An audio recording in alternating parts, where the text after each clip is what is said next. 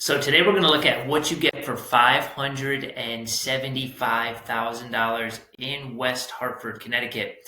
I'm searching through the MLS and I picked this property to share with everyone because as of right now, our median price point is 575 in the town of West Hartford. So thought it'd be a good idea to break this down, kind of look at what you get for the money, take a look at some pictures, area, etc. So this one is over on Arnold Dale. It's colonial style, 5 beds, 2 baths, 2,300 square feet, quarter-acre lot. The home was built in 1926. Anybody that's watched these videos before knows that we have a lot of older vintage homes here in West Hartford, so this is very common. It is also common to have smaller lot sizes, so this quarter-acre lot is also not unusual. Inside the property, as you can see, a lot of charm, character, hardwood floors, older millwork, older trim work through the home.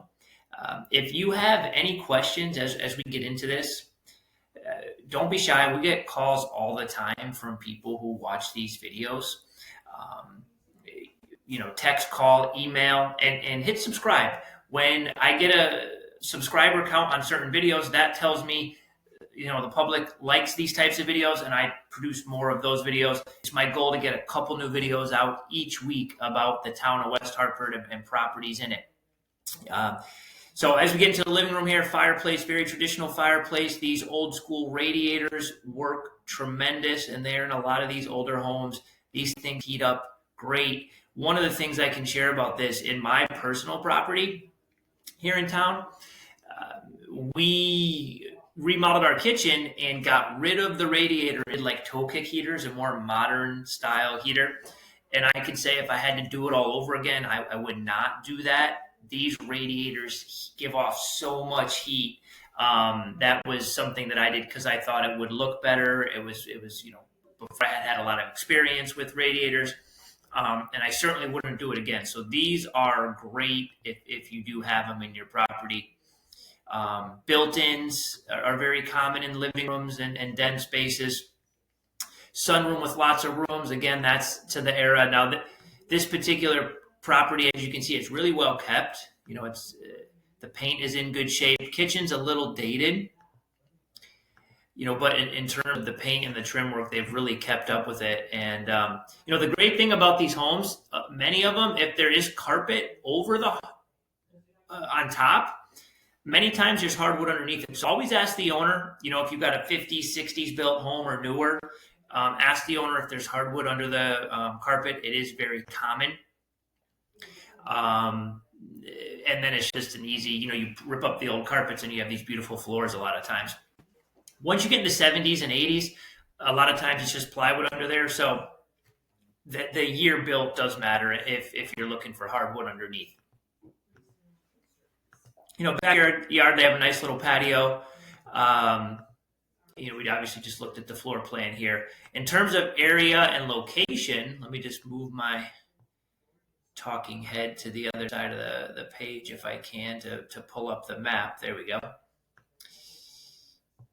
And if we zoom out a little bit, I could tell you a little bit more about the area. So it's between Farmington Ave and Boulevard.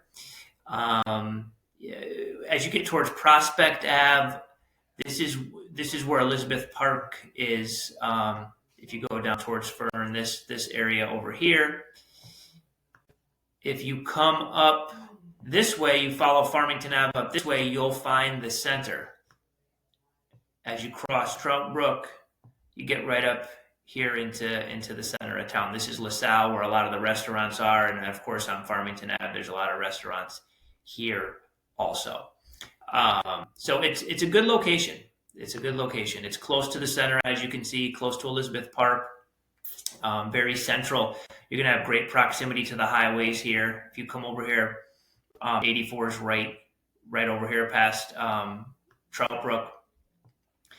So good, convenient location to the center and highways.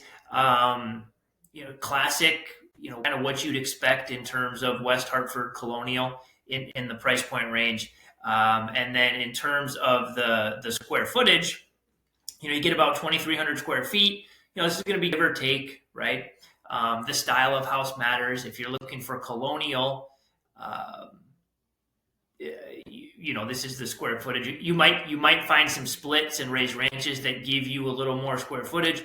But colonials in this range, this is where you're going to be. Let me just show you what I'm talking about here. So as we get to the 575 range, you got 2,300 square feet, 2,600 square feet, 2,500 square feet. This is the range you're going to be dealing with in terms of square footage, give or take, depending on style, condition, etc. So hope this helps. Wanted to give everybody a little bit closer look on a 575 property. If you have questions on your home's value, drop a comment below. Happy to give you a free home valuation link if you want to make it quick and easy, or jump on a quick call if you want to dive into specifics about your home and kind of make it painless. So again, don't be shy. Always happy to help. Call, text, email. My team and I, we get calls all the time from people watching these videos and are glad to share what we know. Make it a great day.